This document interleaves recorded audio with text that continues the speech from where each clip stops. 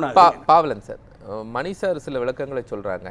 உண்மையாகவே நீங்கள் திருமாவளவனோடு இணைந்திருக்கீங்க, திருமாவளவன் கொடுத்த ப்ரெஸ் மீட்டில் எல்லாத்துலேயுமே இங்கே தொடர்ந்து இருக்கிறவங்க. என்ன நடந்துச்சு? தலைவர் எழுச்சி தமிழர் அவர்கள் கடந்த 2001 திமுக வந்து ஒரு 8 தொகுதி தமிழ்நாட்டில் வாங்கணும். புதுச்சேரியில் 2 தொகுதி, 10 தொகுதி. அப்போ மங்களூர் தொகுதியில் தலைவர் போட்டிக்கிட்டாங்க. அதன் பிறகு அங்கே ஏற்பட்ட ஒரு சின்ன ஒரு முரண்பாட்டின் காரணமாக தன்னுடைய பதவியை ராஜினாமா பண்ணாங்க, எம்எல்ஏ பதவியை. இப்போ அது வந்து கிட்டத்தட்ட ஒரு 25 ஆண்டுகள் ஆகிப்போச்சு. தொடர்ந்து நாடாளுமன்றத்துக்கே அவர் தேர்வு செய்யப்பட்டு 3வது முறையாக நாடாளுமன்ற உறுப்பினராக போயிட்டுருக்காரு. இப்போ இந்த தேர்தலிலாவது மாநில அரசியலில் பங்கெடுக்கலாம் அப்படின்னு எங்கள் கட்சியின் சார்பாக எடுக்கப்பட்ட ஒரு முடிவு தான். நல்ல விஷயம், எடுக்கப்பட்ட முடிவு. சட்டசபையில் திரும்ப அவர்களுடைய, ஏன்னா இன்றைக்கு வந்து நிறைய கட்சிகள் வந்துருச்சு. இந்த திமுக தலைமையில் நிறைய அணிகள் கட்சிகள் இருக்காங்க, அந்த பக்கம் அதிமுக தலைமையில் நிறைய கட்சிகள் இருக்காங்க. அப்போ இந்த கட்சி தலைவர்கள்லாம் வெற்றி பெற்று உள்ளே வந்துட்டாங்கன்னா தமிழ்நாடு சட்டசபை தலைவர்கள் நிறைந்த சட்டசபையாக மாறி. நல்ல பார்வை, நல்ல பார்வை. திமுக கூட்டணியில் இருக்கக்கூடிய கூட்டணி கட்சி தலைவர்கள் செஞ்சு வந்துடுறாங்க. அந்த பக்கம் எடப்பாடி உட்பட இன்னும் சில தலைவர்கள் வந்துட்டான்னு வச்சுக்கலேன். இந்த தமிழ்நாடு சட்டசபை தலைவர்கள் நிறைந்த சட்டசபையாக இருக்கும். அந்த இடத்துல எங்களுடைய தலைவருடைய பிரசன்ஸ் இருக்குன்னு நாங்கள் விருப்பப்பட்டோம், கட்சி விருப்பப்பட்டது. சரி, அதனால தான் வந்து இப்படி ஒரு முடிவு எடுத்து வேட்பாளர் அறிவிக்கு நீங்கள் காட்டுமன்னார் கோயிலில் நீங்கள் போட்டின்னு சொன்னீங்க.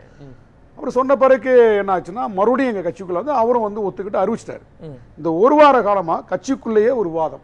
என்ன, தலைவர் வந்து ஒரு தொகுதிக்குள்ள போய் முடங்கிட்டார்னா, காட்டுமன்னார் கோயிலில் போய் முடங்கிட்டார்னா மீத இருக்க 7 தொகுதியில் யார் கவனம் செலுத்துவது? யார் பிரச்சாரத்துக்கு போவது? திமுகவை மட்டுமே நம்பி நம்ம நிற்க முடியும். ஏன்னா இப்போ திமுக இருக்கக்கூடிய ஏற்கனவே அமைச்சர்களாக இருந்த அத்தனை பேருமே வேட்பாளராக நிற்கிறாங்க. திமுக இருக்கக்கூடிய மாவட்ட செயலாளர் வேட்பாளர், அங்கே இருக்கக்கூடிய அமைச்சர் எல்லாமே வேட்பாளராக இருக்காங்க. அப்போ எங்கள் வேட்பாளர்கிட்ட வந்து அவங்க முழு கவனம் செலுத்த முடியாது. அப்போ எங்கள் மீது இருக்கக்கூடிய 7 தொகுதியில் எங்கள் வேட்பாளர்கள் போட்டியிடக்கூடிய தொகுதியில் யார் வந்து கரிஸ்மேட்டிக்கான ஒரு லீடர்ஸ் வந்து பிரச்சாரம் பண்ணுறதுக்கு யார் இருக்கா? அப்போ எங்கள் தலைவர் தான் வர வேண்டியக்காக எங்கள் கட்சி வேட்பாளர்களை வெற்றி பெற வைக்க வேண்டிய கடமை எங்கள் கட்சியோட தலைமைக்கு இருக்குது. அப்போ இதெல்லாம் மறுபடியும் எங்கள் கட்சிக்குள்ளே ஒரு டிஸ்கஷன் ஆகி தான் நாங்கள் என்ன சொல்கிறோம், நீங்கள் மறுபடியும் எல்லாம் வந்துடுங்க, நீங்கள் வந்து போவேண்ணா, வேறு யாரோ கேண்டிடேட் அறிவிச்சுட்டு நீங்கள் இந்த 8 தொகுதிகளை கவனம் செலுத்துங்க. ஏன்னா இன்றைக்கி வந்து விஜய் நம்ம குறைத்து மதிப்பிட முடியாது. அவர் நிறையா வாக்குகள் வந்து பிரிக்கிறார்.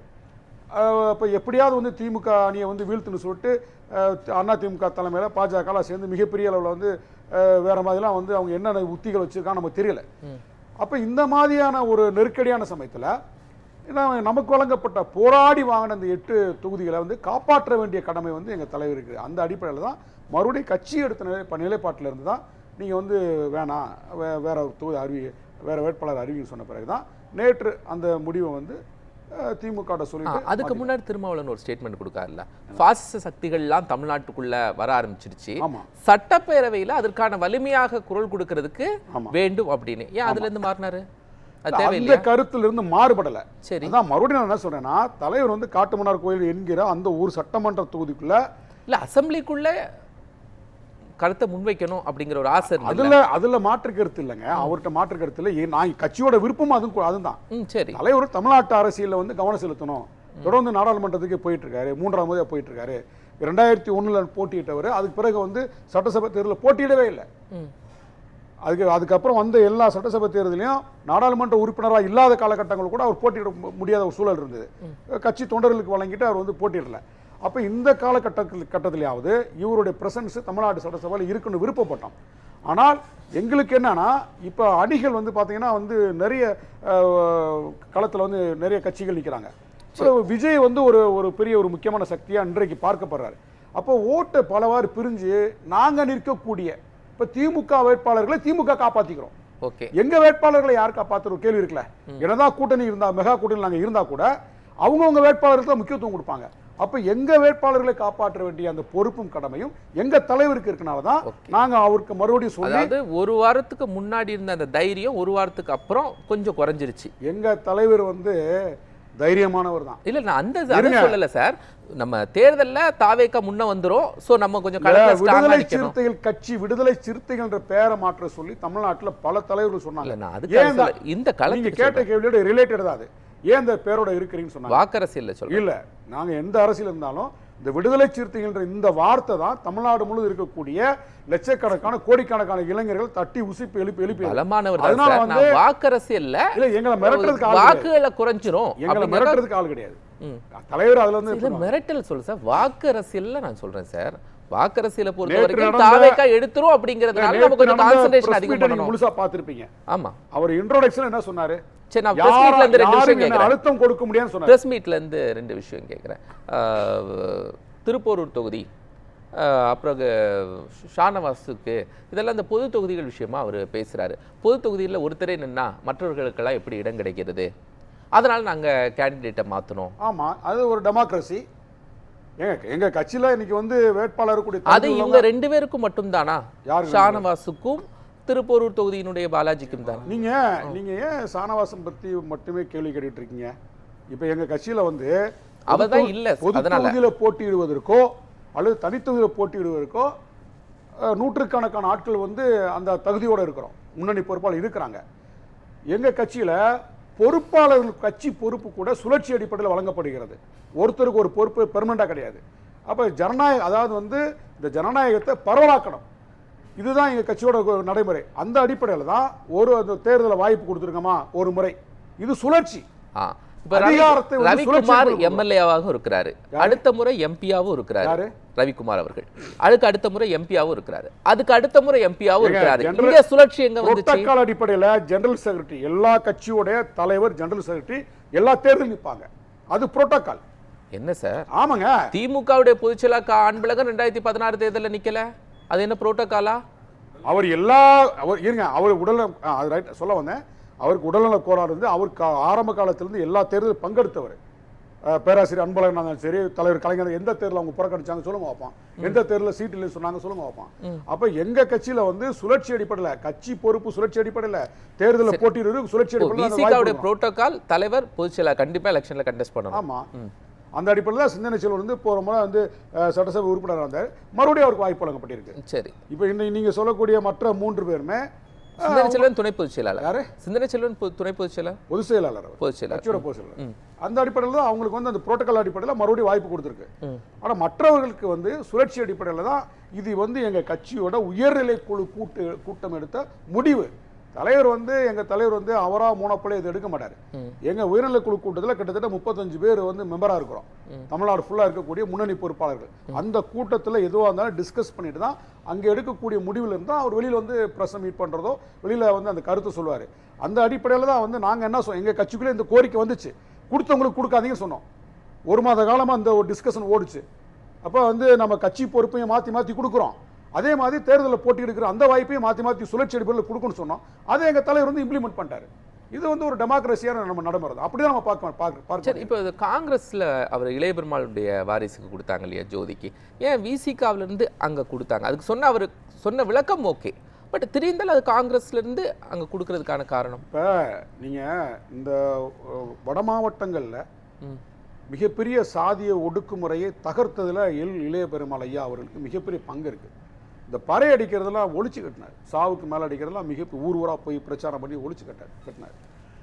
குறிப்பாக அந்த கடலூர் மாவட்டத்தில் இருக்கக்கூடிய அந்த சாதிய இறுக்கத்தை வந்து தளர்த்ததில் அவர் மிகப்பெரிய ஒரு பங்கு இருக்கு. அந்த குடும்பத்துக்கு ஏதாவது எங்கள் கட்சியின் சார்பில் செய்கிறதுக்கு தலைவர்கிட்ட நீண்ட காலமாக ஒரு நினைப்பு இருந்தது. இப்போ திமுக அரசாங்கத்தை கூட இளைய பெருமாளுக்கு நினைவு மண்டபம் கோரிக்கை வச்சு அதை வந்து இப்போ கட்டி கொடுத்தா முதலமைச்சரும் திறந்தெல்லாம் வச்சாரு.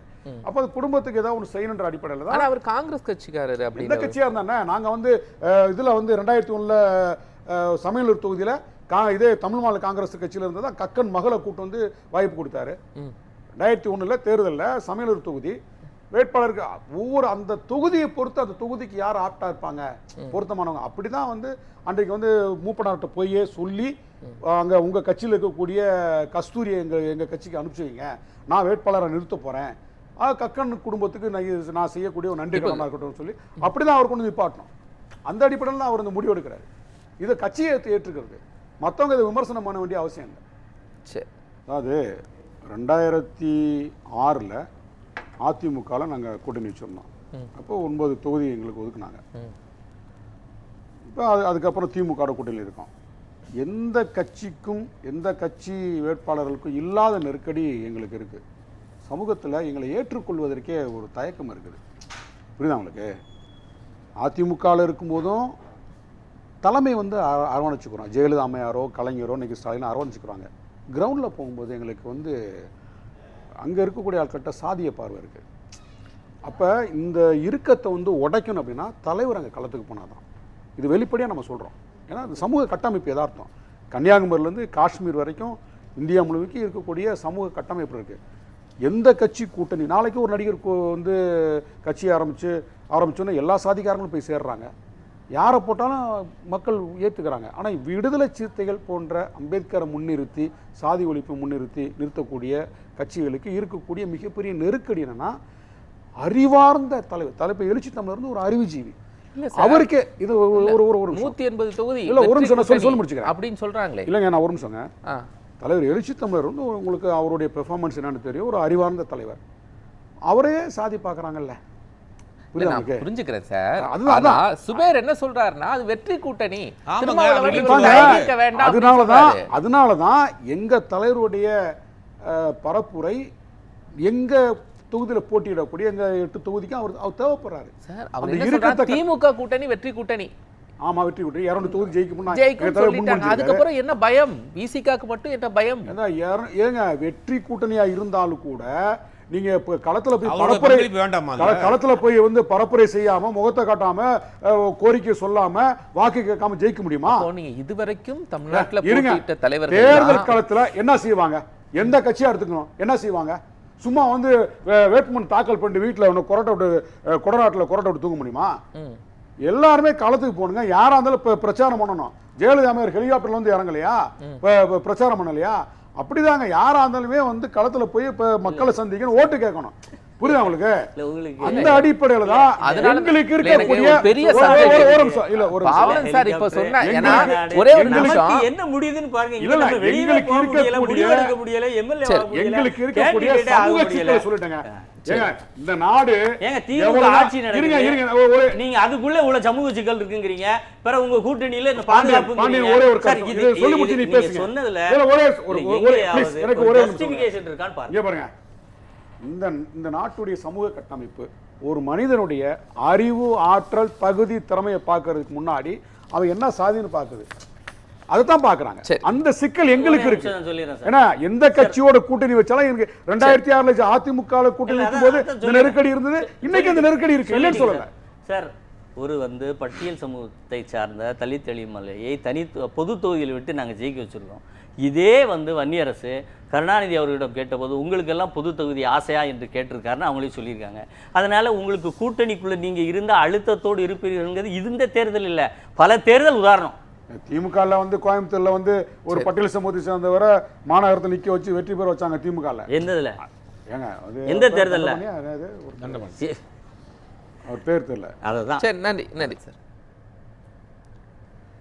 நாங்கள் வந்து இப்போ இந்த டிபேட்டோட தலைப்பு எடுத்து பார்த்துக்கிட்டேன்னா, இப்போ யூடியூப்லலாம் திமுகக்கு ஆதரவாக அந்த கருத்து பதிவு வருது. நாங்கள் எப்போதுமே எங்கள் விடுதலை சிறுத்தைகள் கட்சி வந்து ஒரு ஜனநாயகபூர்வமான கட்சி தான். ஒரு கட்சியோட தலைமைக்கு எந்த விதமான அதிகாரத்தை வந்து ஒரு கட்சி வழங்கியிருந்தாலும், எந்த நிலைப்பாடாக இருந்தாலும் தலைவர் அவர்கள் வந்து முன்னணி பொறுப்பாளர்கள் கூடிய அந்த உயர்நிலை குழு கூட்டத்தில் கலந்து பேசி தான் அந்த முடிவு எடுப்பாங்க. அந்த அடிப்படையில் எடுக்கப்பட்ட முடிவு தான் இது. இந்த முடிவு வந்து தலைமை கட்சி வலியுறுத்தின போதெல்லாம் அவர் போட்டியிட மாநில அரசுக்கு தேவை அப்படின்னு சொல்லிட்டு தான் நம்ம வந்து அந்த முடிவு எடுத்தோம். ஏன்னா நான் முன்னாடியே சொன்னது மாதிரி இங்கே இருக்கக்கூடிய எல்லா கட்சி தலைவர்களும் உள்ள அசம்பிளிக்குள்ளே வரக்கூடிய வாய்ப்பு இருக்குது. இந்த தேர்தலில் அவங்கவுங்க ஒவ்வொரு ஆள் ஜெயிச்சு வந்தால் கூட தலைவர்களாக நிரம்பிய ஒரு சட்டசபையாக மாறிடும். அப்போ அந்த இடத்துல விசிகாவுடைய இருப்பு அவசியமானதாக இருக்குது. அதுவும் கட்சியோட தலைவர் இருப்பு ரொம்ப அவசியமானதாக இருக்கிறதா நாங்கள் அந்த கூட்டத்தில் முடிவெடுத்தோம். அப்புறம் மறுபடியும் என்னென்னா, எங்கள் கட்சியில் நிற்கக்கூடிய மற்ற 7 வேட்பாளர்கிட்ட ஒரு கலக்கம் வந்துருச்சு. ஐயோ, தலைவர் வந்து வராமல் போயிடுச்சுன்னா என்ன செய்யறது, நம்முடைய தலைவர் நமக்கு வந்து பிரச்சாரம் பண்ணணும் அப்படின்ற ஒரு எதிர்பார்ப்பு இருக்குது. அப்போ கட்சிக்குள்ளேயும் அந்த விவாதம் நடந்தது. இந்த இது சரியான கருத்து தான். அப்போ தலைவர் வந்து நம்ம 8 தொகுதிக்கு வந்து நம்ம அனுப்புகிறது தான். அவர் வந்து அதுலேருந்து பின்வாங்கிட்டு அனுப்புறது தான் முறை அப்படின்றது தான் கட்சி எடுத்த நிலைப்பாட்டில் சொன்ன பிறகு தான் இந்த 2 நாளாக அவர் யோசிச்சு தான் நேற்று வந்து அதை வெளிப்படையாக அறிவிக்க வேண்டிய ஒரு சூழல் இருந்துச்சு. இது எங்கள் கட்சி நிலைப்பாடு, எங்கள் கட்சியின் சார்பாக நிறுத்தப்பட்ட 8 வேட்பாளர்களும் வெற்றி பெற வைக்கும் என்கின்ற ஒரு நிலைப்பாடு. ஏன்னா நான் ஏற்கனவே சொன்ன மாதிரி நாங்கள் வந்து 8 தொகுதின்றது ரொம்ப போய் இலகுவாக நான் என்ன கேட்குறேன்னா, ஒரு முறை EV.K. இளங்கோவன் அவர் தேர்தலில் நிற்கலை அப்படின்னு சொன்னார். இல்லை நீங்கள் நிற்கணும், அசெம்பிளிக்கு வரணும் அப்படின்னு ஸ்டாலின் அவர் வீட்டில் போயே வலியுறுத்தினார். இப்படி பல யார் EV.K. இளங்கோவன் அவர்கள் ஆமாம் அந்த மாதிரி திருமாவளவன் அவர்கள் நிற்கிறாரு, அப்புறம் பேக் அடிக்கிறாரு. ஒருவேளை பிரச்சாரத்தில் தோல்வி ஏற்றுப்பட்டோம் அப்படின்னு, அப்போ நான் பார்த்துக்கிறேன், பிரச்சாரத்தை நான் பார்த்துக்கிறேன் அப்படின்னு ஸ்டாலின் மேலே திருமாவளவனுக்கு அந்த நேரத்தில் நம்பிக்கை இல்லையா? நம்ம தான் போய் நம்ம கட்சிக்காரங்களை ஜெயிக்க வைக்கணும் அப்படின்னு நினைக்கிறாரா? ஏங்க எத்தனை கட்சி கூட்டணி இருந்தாலுமே அந்தந்த கட்சியோட தலைமையும் அந்தந்த கட்சிக்காரர்களும் அந்தந்த கட்சி வேட்பாளர்களுக்கு முக்கியத்துவம் கொடுப்பாங்க. கூட்டணி கட்சிக்கு ரொம்ப முக்கியத்துவம் கொடுக்க மாட்டாங்க. அப்போ அந்தந்த கட்சி தலைவர்கள் அந்தந்த கட்சி வேட்பாளரை வெற்றி பெற வைக்க வேண்டியதான் முதன்மையாக ஒரு பொருளாக இருக்காங்க. அப்படிதான் இதை நம்ம பார்க்கலாம். அதுல தான் தீர்க்கமா தமிழ்நாட்டில் எந்த கட்சிக்குமே இல்லாத சிக்கல் எங்களுக்கு இருக்கு. நாங்கள் சாதி ஒழிப்பு அரசியல் பேசுறோம். அப்போ இதுல இருந்து தான் நாங்கள் எங்களுடைய பயணத்தை வந்து வடிவமைக்க வேண்டிய தேவை இருக்குது.